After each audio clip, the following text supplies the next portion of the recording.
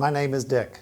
This is my renewal story. I had no spiritual life all the way up until I was age 39.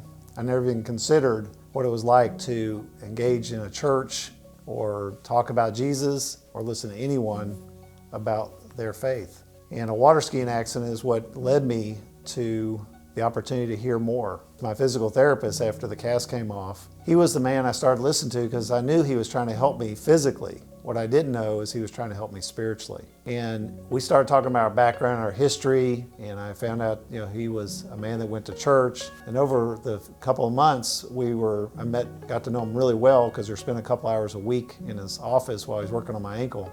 And he handed me a book, the Purpose Driven Life book. And so I started reading this book to my wife, and that was the first time I ever considered, who am I and what is my purpose in life? And after reading this book for about 20 days with my wife, I said, I want to go to church now. And upon entering the church, we met a man in the lobby who was extremely pleasant, laid back, wearing a pair of blue jeans, and said, where are y'all from? And immediately felt like, okay, this is nice to be acknowledged here in this lobby.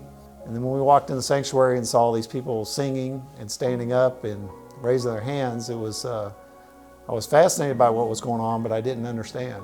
And then the man that met us in the lobby walked up on the stage with a puppy in his arms. And out of my excitement, I said, Carly, isn't that the guy we met outside? And she goes, yes. I realized he's the pastor, and the first thing out of his mouth, he says, I bet y'all want to know why I have this puppy. And I said, yes, out loud. And he said to love me, obey me, and give me pleasure. And from that moment on, all I did was listen to everything he had to say. That's when I started to think about things differently than the me, myself, and I attitude that I always had growing up.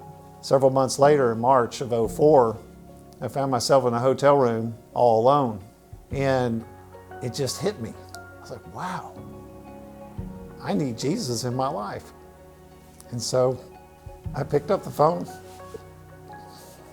and called my wife and said, Carla. And she goes, what's wrong?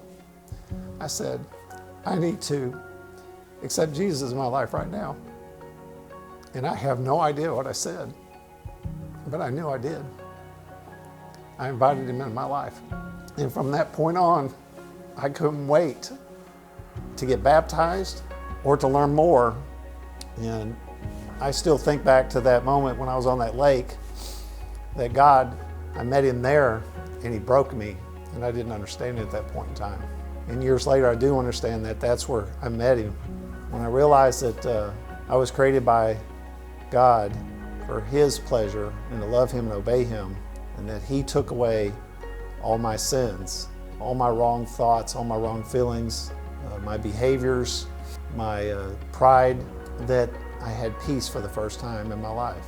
I want to encourage you, who may be hearing this, to consider who you are, that you just didn't happen by mistake, that you're here for a reason and a purpose. And to understand that, you need to know who God is.